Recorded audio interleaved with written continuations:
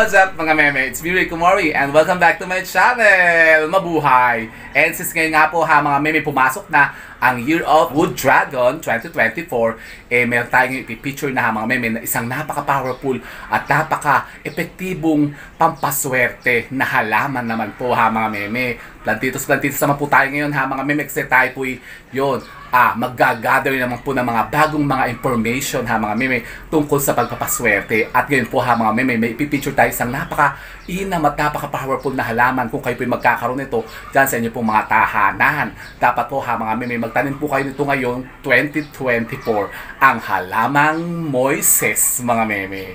Talaga ba? Ano yung Moises? Ito nga po ha mga meme, kaya kung gusto niyo pong malaman kung ano po ang taglay na kakayanan at ang bihirang kapangyarihan ng halamang Moises ha mga meme sa pagpapaswerte, ay panoorin niyo lang po ang video kong ito. Siya go mga meme!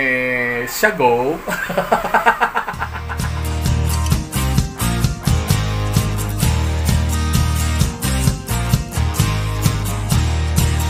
po ha mga meme, since nga ngayon po ay 2024 na, ngayon po ay magpipicture na naman po tayo ha mga meme, magpipicture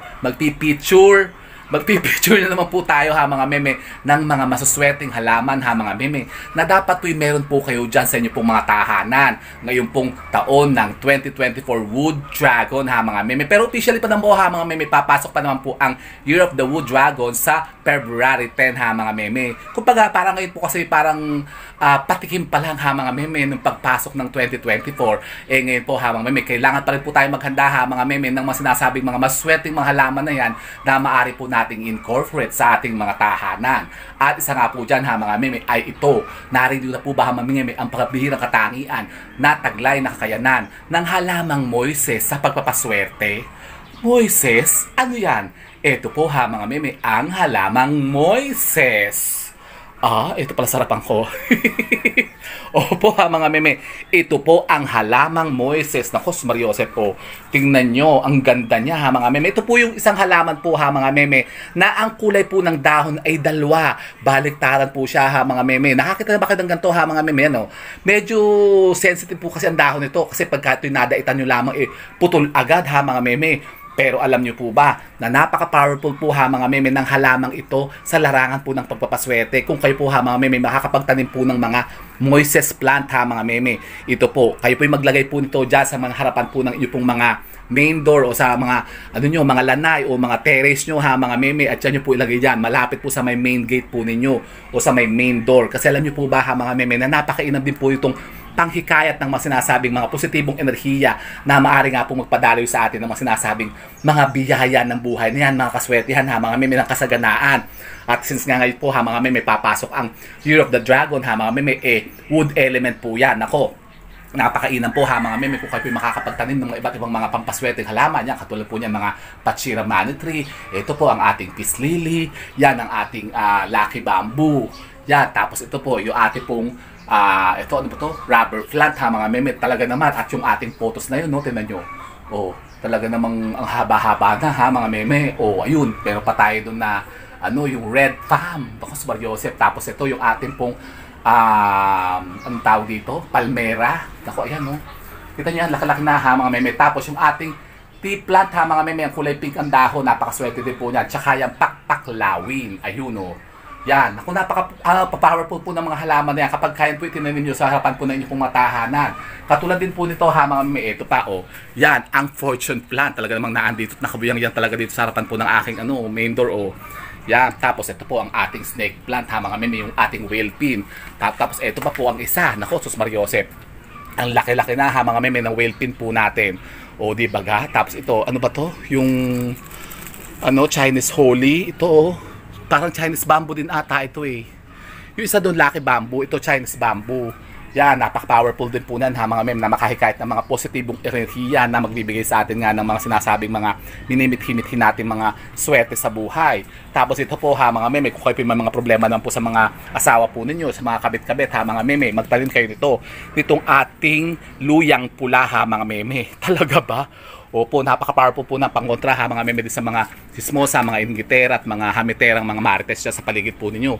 Tapos ito pa po, yung sa mga mangko naman, sa mga mangkukulam, mambabarang, yan, mga mahilig manggaway, manggahoy, yan. ito po ang napaka-powerful na luyang itim. O, tingnan nyo ang ano niyan ha, ang ano niyan, dahon. Ganon din po. Kasi alam niyo po ba mga meme, mga halaman na ganyan, na nagdadalo ang kulay, na baliktaran po. Halimbawa, kulay green po ang harapak, tapos ang likod po ha mga meme, violet. Napaka-powerful po niyan ha mga meme, na makakontra sa mga sinasabing mga negativities na gawa po ng tao. Yan, katulad din po dito ha mga meme, ito yung ating pungo. Tingnan nyo, ang laki-laki na ng aking dahon ng laurel. Ito, itong ating puno ng laurel, talaga naman talagang putos na putos ha mga meme. Yan. Kaya yan po ha mga meme, maiinam yung mga halaman na yan kung magtatanim kayo sa mga harapan po ninyo ngayon 2024 ha mga meme. Kaya magtanim kayo niyan. At yun na nga po ha mga meme, ito po ang isa po ha mga meme. So wag niyong kakaligtaan na tatanim niyo po ha mga meme sa inyo pong mga tahanan ang ating pong Moises plant. Yan pong Moises plant ha mga meme. Ang ganda po ng bulaklak yan. Namumulaklak yan ha mga meme. Yun tingnan nyo. Puti ang bulaklak niya, tingnan nyo. Ang ganda ha mga meme. Hindi lang yun. Alam niyo po ba ha mga meme na ang mga Moises plant po ay napaka-powerful din pong gamot? Talaga ba? Opo ha mga meme, kung kayo may mga alta presyon, dahil kayong high blood, tapos halimbawa kayo po ay yung may mga UTI, hindi kayo nakakaihi. Tapos parang meron kayong mga bato-bato dyan, yung mga gallbladder stone, mga kidney stones. Yan, ito rin po ha mga meme, ang napaka-powerful na pwede nyong inumin na makaaari makapag bigay sa inyo ng kaginhawahan, lunas ha mga meme, sa mga sakit po ninyo sa bato, yung sa pag-ihi nga po ha mga meme. Kayo po ha mga meme, kumuha lamang po ng 7 pirasong dahon ng Moises plant, tapos siya po ha mga meme, pakuluan po ninyo sa 1 litrong tubig ha mga meme. Pakuluan nyo ng mga 10 to 15 minutes po ha mga meme. Hayaan yung manuo talaga yung katas niya. Pagkatapos po ha mga meme, inumin nyo po yan 3 times a day ha mga meme. Talaga namang yung isa nga pong kakilala ko dito ha mga meme, yung tatay niya, nako, ooperahan na sa kidney yun ha mga meme, umiihi na ng umiihi na ng something ha mga meme, na medyo may amoy na. Yun, naata yun Alam niyo po ba ha mga meme, ito lang ang ginamot nila ha mga meme.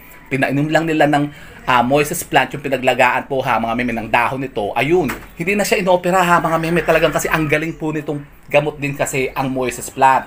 Kaya talaga naman po kayo nagtatanim nito kasi ang bilis lang po talaga nitong mabuhay ha mga meme. Itusok nyo lamang po ito dyan sa paligid nyo. Talaga namang magtatribe ng sarili niya ha mga meme. Talaga ang bilis lumaki. Katulad yan, tingnan nyo. Ang ganda pati ng dahon niya ha mga meme. Para siyang yung yucca plant ha mga meme. Pero tingnan nyo ang dahon niyan. Baliktaran niya. Violet sa likod, tapos ano ba to, impaktong lamok na to? Hay! Susumariyo ako kagate! Ay, naku, susumariyo. Kita ko ng lamok. Siya ha mga meme, ako'y nilalamon na ng lamok. Basta kayo po ha mga meme, magtanim po nito ng ating napaka-powerful na Moises plant dyan sa inyo pong mga tahanan ngayong 2024. At talaga naman po kayo dadagasain ng mga sinasabi mga kaswertihan na talagang minimit-himit natin ngayong taong ito. O dibaga. So yun po ha mga meme, kung kayo po yung makatanong at pahingil po dito sa ating pinature na pampaswerteng halaman na ito dito po sa ating Moises plant, pwede po kayo magtanong dyan. Mag-iwan lamang po kayo makatanungan nyo dyan sa ating comment box, at kapag kayo pinabasa natin, yan po yung sasagutin ko rin dito. O dibaga. So with that mga meme, keep safe and God bless. Thank you for watching. And don't forget to subscribe my channel. I know you like it. And don't forget to brush your teeth. Bye mga meme. Magtanim kayo dito ha mga meme, ang Moises plant. Wow!